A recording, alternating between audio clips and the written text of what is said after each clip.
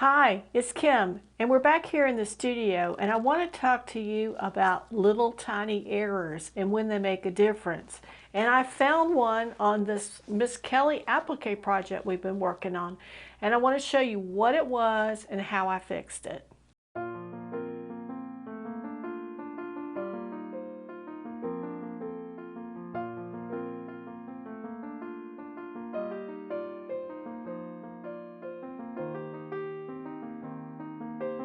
And welcome back to the Shamrock Quilt Studio. Hi, thanks for joining us again.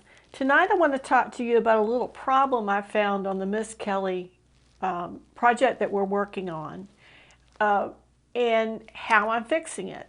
So I had the project hung up on the wall, and I think you saw it in the last video, and I've started putting the borders on the project. And I would stand across the room and look at it. And I knew that the vase at the bottom of the project was a little bit off. I think we even talked about it in a couple of the videos. And I did some measurements, and it was really small. I'm thinking it was 1/8 of an inch, probably less than 1/4 of an inch. It was a pretty small variance in how the vase sat. It was just tipped just a little bit, but you didn't notice it. However, when I put the border on the project, and especially that bottom border, I could see it, and it was clear as day. It just looked like it was leaning a little bit, like the Leaning Tower of Pisa. And I said, well, it's not that much. It's just a tiny little fraction off. But the more I looked at it, the more I knew that I would always be unhappy with the fact that that thing leaned just a little bit. You would look at it and say, well, is the blue piece off? Is the green piece off? Is the border not straight? It just bugged me terribly. And I thought about how this is constructed and was trying to figure out how to fix it. So first of all, I decided it had to be fixed. And in thinking about how we put this together, it was just one stitch around the outside, and then the flowers and the leaves were appliqued onto the vase, and then the very tails were appliqued onto the backing. So we're not talking about a lot of stitches in the background that would not be covered back up, right? So what I did was I got my trusty seam ripper out. Jack the Ripper. You've heard that term before, I'm sure. And set my sights to take the vase, the leaves, the 4 leaves, and the 2 flowers off. All of this. And that's what I did. It came off really easy. They were tiny, tiny stitches on the back. But because all of this applique has been done in a matching color to the fabric, it was really easy to see on the back of the white fabric. Now, this is the restitch, but you can see how you can see those little blue threads in those stitches. And my seam ripper is fairly sharp, so they came out really easily. I did have to go in with a little straight pin or a needle to pull some of the stitches out after I had clipped them, because they wanted to hang around. And then when I was appliquing it back on, I had to pull some of those stray threads out as well. Right now, everything is back on except I have 1.5 flowers I need to finish up. But I wanted to talk to you a little bit about once I got it off, what I did. I took it off and I folded the vase in half to make sure, first of all, that the design we were looking at was symmetrical, or symmetrical enough that the naked eye could not perceive any differences between the right and the left. And the vase, believe it or not, And recall, the template for this vase was a piece of notebook paper, but it was in really good shape as far as that goes. And then I looked at the two pieces of green at the top and the bottom to make sure that they were the same thickness from right to left. And again, they're the same. You can even look at the pattern of the fabric here, because this was the little green polka dot. And you can see that we've got a full row of polka dots on the top, and we're coming in right underneath the row of polka dots at the bottom. So that's good. We're in good shape. The problem was it just got a little cattywomper on us. So I pulled it off and I set up to make sure that we could get it back and it would be level compared to this bottom border.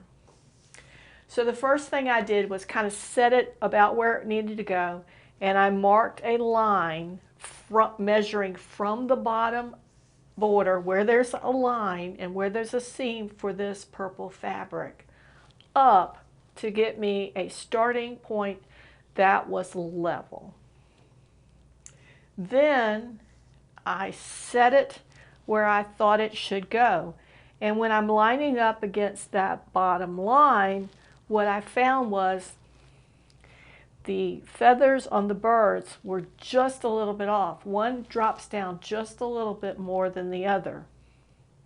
And when you're working on a project like this where you're working on sections at a time, and you know, we had problems with the birds being too close to the stem. So that's not really all that unusual. I had marked two little dots up here where it came off. And where it came off compared with the feathers was fine. But when you put it back on, it was a little bit off. So what I have done is I've dropped it down probably about 1/3 of an inch. I was just looking at the edge of and the mark and the edge of the applique. The other thing I wanted to do is I wanted to make sure that it was centered right in the middle of the design. So I took a ruler and I placed the line that went right down that stem. So then I could mark the center coming down the fabric with a line, and I could line the center of the vase up with that line. However, when I did that, it really threw it over to one side. And looking at it, again, we were off because we've got one set of feathers that comes down a little further than the other. So what I decided to do is shift the vase over just a little bit. I think it's less than 1/4 of an inch. It is actually 2 rows of dots, if that helps you any. So I could kind of look at the mark at the top and the mark at the bottom where I had marked the applique piece in the center, and then I could look at the mark on the background fabric where I had marked the center as dictated by that stem. So I shifted it just a little bit so that the perception of the feathers is more closely symmetrical. The bottom of the vase is flat compared to the bottom of the border. So I think we've got it now in a place that it will be acceptable as far as looking at it and not see that it's tilted, and not looking at it and see that it's not in the center or it doesn't match up. It's not going to be perfect. This is handwork, and handwork is rarely perfect. But I think we've gotten to a good place where it is lined up as best we can do. Because if we start overanalyzing everything, we'll never get anything done. We'll constantly be going back to correct things. But this, I thought, was enough of a visual, what would we say, a visual distraction that it needed to be adjusted. So actually it was really easy. I took this off after dinner and then sat down and started sewing it, and it went on very quickly. And like I say, I just have one and a half flowers. Sorry, to finish up, and we'll be done with that. And I wanted to take a little bit of time. Again, I've got these borders put on, and then they're sewed probably within an inch of the corner. So while I'm up here tonight, I am going to be working on getting those borders sewn into the corner, and then I will be working on the miters of those in a separate video, but just showing you where we are. I want to make sure that we're transparent with what we're doing with this project, because if you saw it hanging up before and it was a little cattywomper and you recognized it before I did, and now you see it and it's not, you'll know why.